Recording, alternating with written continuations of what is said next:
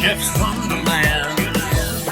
And welcome to yet another edition of The Wonderland. This is episode 6, and it's morning. This is the earliest I've ever taken a crack at an episode of The Wonderland, and it's working out pretty darn well, let me tell you. Those ideas are flowing, and have I got some stuff to share with you today.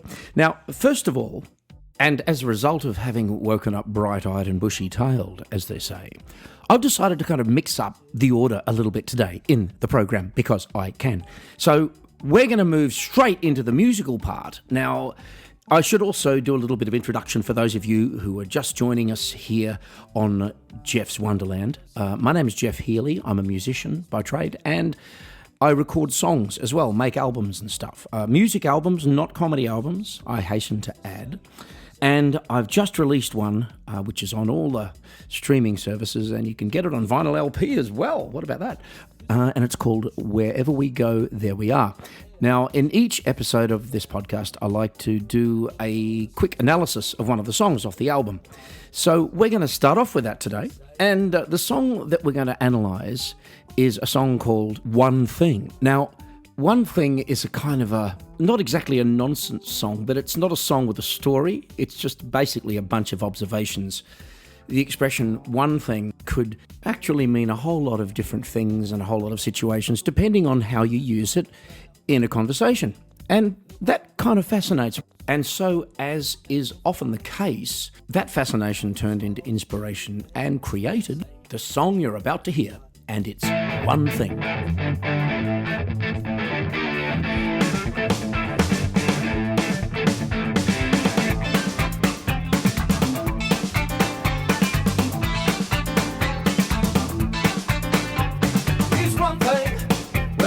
Say that's okay.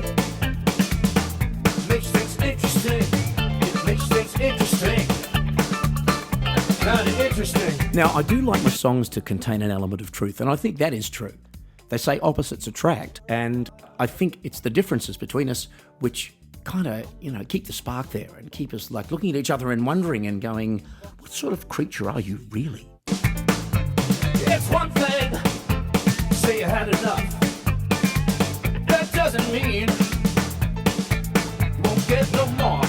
See, at this point, the song kind of takes on a life of its own, and I don't even know what that means. But here's something I like about this song. I do a lot of soloing in it, a lot of piano playing, and one thing after another, and that's life, you say. So did your mother. So did your mother. Possibly another. Now that's a bit of gratuitous rhyming for you, if ever there was gratuitous rhyming.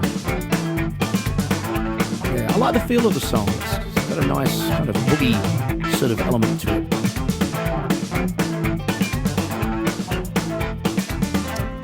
Anyway, we're gonna just stop that there, and I'm not going to play the whole song. I'm going to leave that for you to do. If you want to check it out on Spotify or another streaming service, please feel free. Okay, so now we've come to a very special part of the program, folks. Yeah, it's the one you've been waiting for, and it's the one I've been waiting for, and it's Theory Time. Yo, you can't know what you can't know.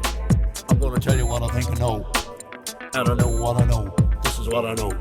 Theory Time. And welcome once again to Theory Time. Now, today, we're going to talk about the power of knowledge. Namely, the knowledge of what it is that successful, famous people are really, really bad at. You see, I believe that every single person on this planet sucks badly at something.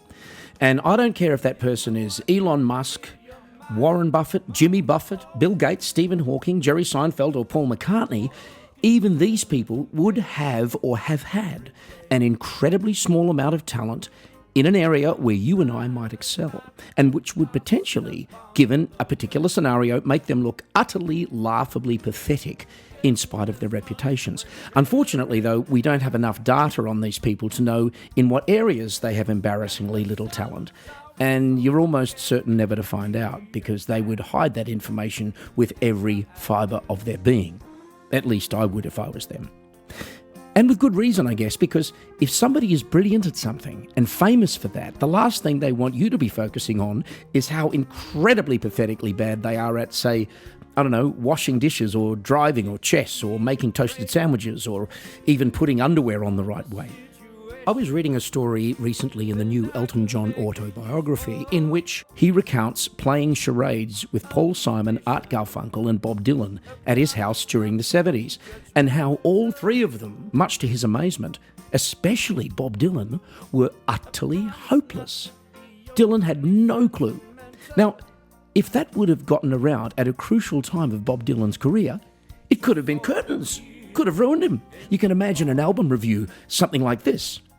This could have been a revolutionary folk album if it were not for Mr. Dylan's complete lack of ability to act out the name of Gone with the Wind.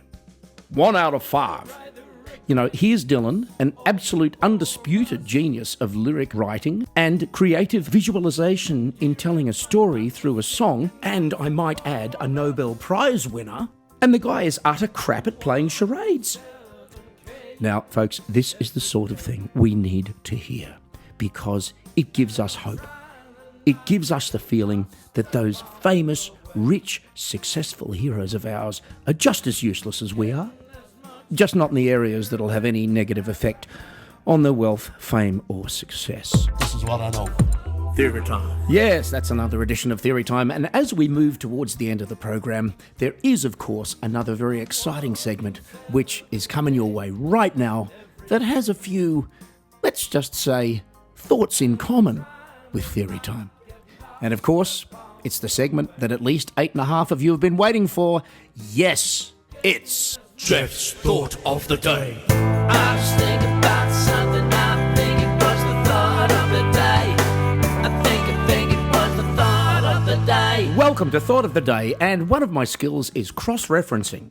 And the theories that we discussed in Theory Time are in some way connected to the thoughts that I have for today's Thought of the Day. Okay, now, I personally have some talents in the music and comedy realms, and I suppose in a couple of other associated areas. But I know that my level of ability when it comes to other things, such as hand-based graphic and visual art, such as drawing and painting, is absolutely less than zero, to the point of being utterly embarrassing. If you were to ask me to draw a landscape containing a house and a human, I would draw stick figure objects that even your average 3-year-old would be ashamed to show anyone. Now, having declared this, I really do enjoy art. I love going to an art gallery. I love looking at a lovely painting of various types. And I have quite a few good friends who are truly superbly talented in those areas. Some of these people are also very skilled in other creative areas, such as music, acting, dance, comedy, macrame, flower arranging, and of course constructing elaborate ship replicas in extremely small bottles. And that, folks, is where the trouble starts. So, you see, here's my thought. What begins to make me uncomfortable is when one of my friends is good at some of the things I'm good at, and then turns out to be extremely good as well at some things that I suck at. Yes, Simon Kirk, I'm talking about you. No, we should always give credit where it's due, and I'm sure there are certain things that my young, handsome and talented friend Simon is absolutely gobsmackingly horrible at. I just wish I knew what they were. The bastard. I think it was the thought of the day. Yes, indeed, everyone. That is today's Thought of the Day. And we've come to the end of yet another program. But as always, thank you so much for joining me. It would really suck if I was doing this for no reason whatsoever other than for my own amusement. And so, folks, if you have enjoyed this episode of Geoff Healy's Wonderland, please do hit that subscribe button, the follow button, the like button, any button you can find, and let me know what you think of the show. So also, yes, please do leave me a comment. And if you'd like to drop me a line, you can do that on jeffhealy@yahoo.com or at my website, which is jeffhealy.com. During the meanwhile, take good care of yourselves, and I look forward to welcoming you to the next edition of... Wait. One final thought before I wrap this whole thing up. Should we have a day where we all exchange jobs? Let's say you're a carpenter and I'm a plumber. Then for a day, you're a plumber and I'm a carpenter. And, of course, I will suck. I will be really, really terrible at what you do, and you'll be terrible at what I do. Now, this, I think, would be a universal solution to us all feeling bad about somebody else being good at something that we're not good at. Of course, there are some potential perils and pitfalls. For example, the office worker who suddenly finds he has to fly a plane. Gonna get back to Geoff's Wonderland. Gotta come back to the Wonderland. Geoff's Wonderland.